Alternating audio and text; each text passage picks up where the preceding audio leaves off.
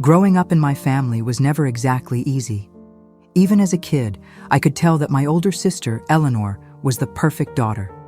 She was smart, beautiful, charismatic. At least, that's how my parents described her to everyone. By the time I was born, I think they had already decided there was only room for one star in the house, and that star was definitely not me. While my sister got the best gifts, attended top schools, and had her courses and trips fully paid for, by our parents, I was the forgotten girl in the corner. My birthdays were remembered, sure, but never with big surprises or elaborate celebrations. If Eleanor wanted something, my parents would move heaven and earth to get it. If I asked for anything, it was dismissed as a whim. You don't need that. I learned early on that effort and talent didn't matter nearly as much as favoritism. When my sister decided she wanted to study business, my parents didn't hesitate to pay for a prestigious private university, along with an exchange program and extra courses. Meanwhile, I had always known I wanted to be a lawyer, but when I brought it up, all I got were stifled laughs and comments like, "Are you sure? It's a long, difficult degree. I don't know if it's the right fit." For you, the message was clear. I wasn't good enough. Still, I held on to my dream. In my senior year of high school, I started researching public universities and scholarships. I saved every penny I could, working part-time, because I knew my parents wouldn't lift a finger to help me. When I finally got the courage to ask if they could at least cover part of my tuition, they barely looked up. "We don't have the money for that right now, Madison. Besides, Eleanor will need support to start her own business once she graduates." I wanted to scream. I wanted to ask why my sister always got everything handed to her while I had to fight just to be seen. But instead, I swallowed my frustration and went to my room. The only person who truly seemed to see me was my grandfather, George. He was a quiet man, not much for words, but he always made a point to ask about my studies and my plans. I had never told him about my conversation with my parents, but somehow, I think he already knew. A week later, he asked me to have coffee with him. We sat in his backyard, and he placed an envelope on the table. Inside was a check and a letter. He didn't have to say a word. I was already crying. "Your parents may not see your worth, but I do." With his help, I was able to cover my college, application fees, and finally begin the journey toward everything I had always dreamed of. College wasn't easy.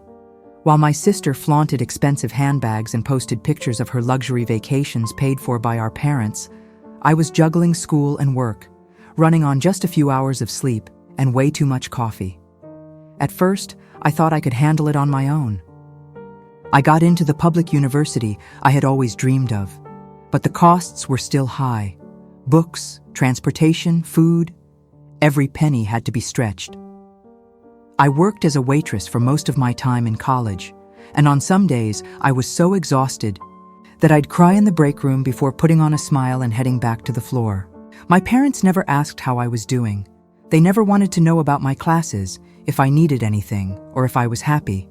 To them, I was just the daughter who never caused trouble, which really meant the daughter they never expected anything from. Eleanor, on the other hand, remained the family's shining star.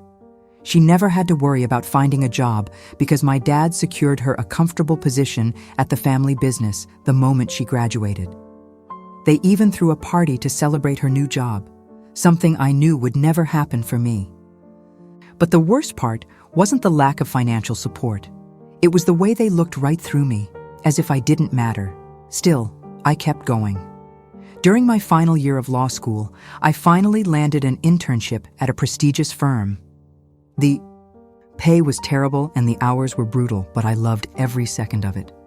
For the first time, I felt like I was exactly where I was meant to be. My boss was tough, but he saw my potential. One day, he called me into his office and told me he believed I had a bright future ahead. That was the moment I realized all my struggles had been worth it. Meanwhile, something strange was happening at home.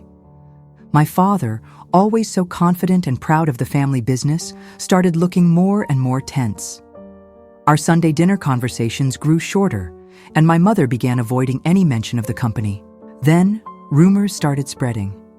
My father's business partner, Mr. Carter, was making some questionable decisions, and word was going around that the company was in trouble. And then, out of nowhere, I got a phone call. My mother, the same woman, who never once asked if I had enough money for a meal in college, suddenly wanted to meet for lunch to talk. The lunch invitation came out of nowhere, and my mom's voice on the phone sounded different.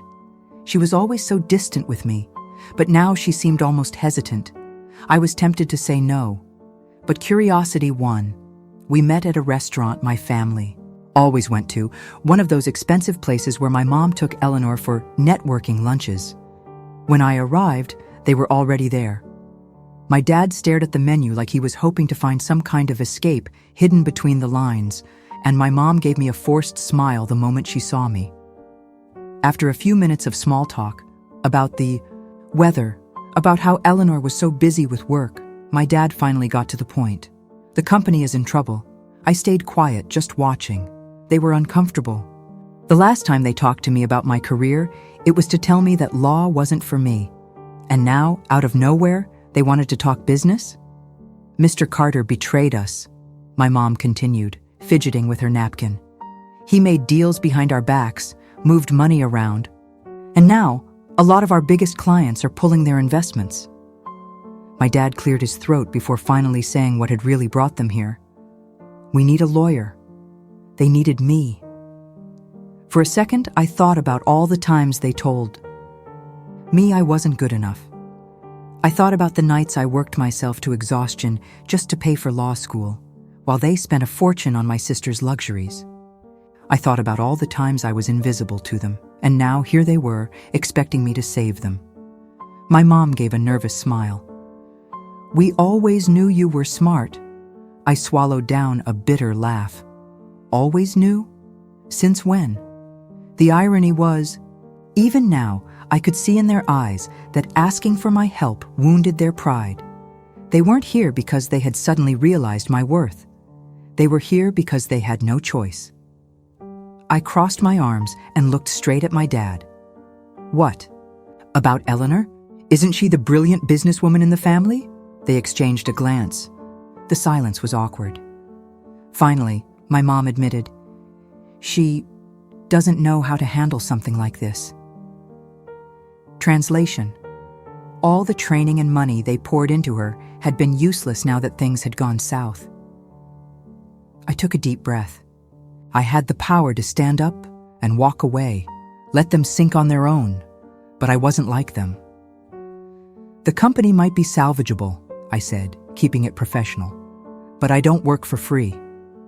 For the first time, I saw my dad's pride completely shatter. If I step in, it's on my terms. I want full control over the legal side. That means no one makes a decision without my approval. My mom's eyes widened. But are you saying that? Yes. I leaned forward, locking eyes with both of them. I take the lead. And if you want my help, you'll have to accept that. Silence. Thick, suffocating silence. My dad looked like he was about to explode, but deep down, he knew he didn't have a choice. And right there, for the first time in my life, I saw it click for them. I was no longer the forgotten daughter. My dad went silent for a long moment. For a man who had spent his entire life treating me like I was invisible, admitting that he needed me, and worse, that he'd have to give me control, was a hard pill to swallow.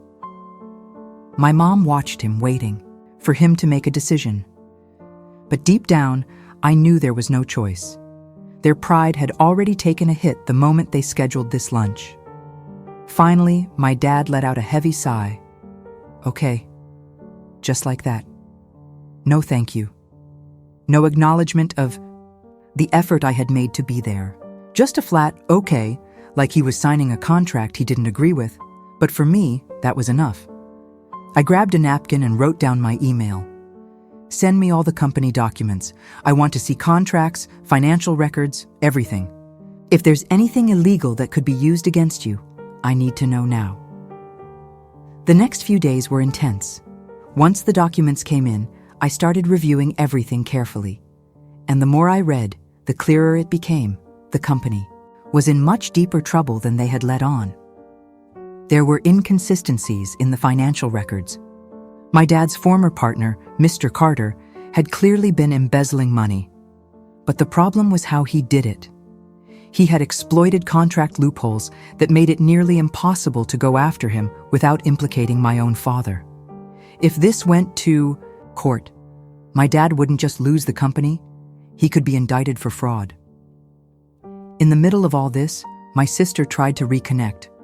Madison, I know we haven't been close before, but now that we're all in the same boat, maybe we can work together? I stared at her, waiting for her to say she was joking. Work together? The same sister who had everything handed to her, who never had to fight for anything, now wanted to act like we were a team? The difference between us was simple. I got here on my own. I gave her a small smile. Eleanor, I'm going to save this company, but not because I'm part of the family. I'm going to save it because I'm the best at what I do. And for the first time, I saw something in her eyes I had never seen before. Admiration. Over the next few days, I set up meetings with investors, restructured contracts, and put together a plan to clean up the company's reputation. Every move was calculated, and for the first time, my parents had no choice but to trust me. Then, on the day of the final shareholders' meeting, my dad pulled me aside. For the first time, no arrogance, no superiority, just a defeated man who finally saw me for who I was. Thank you, Madison. It was the first time in my life I had ever heard those words from him. And for the first time, I didn't need his validation anymore.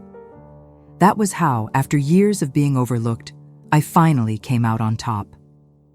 My parents had to swallow their pride and accept that the daughter they had always ignored was the only one who could save them. But the truth is, I never needed their validation. I built my own path and won on my own terms. If you liked this story, don't forget to hit the like button and subscribe to the channel. It really helps me bring you more stories like this. And tell me in the comments, have you ever been through something similar? What would you have done in her place?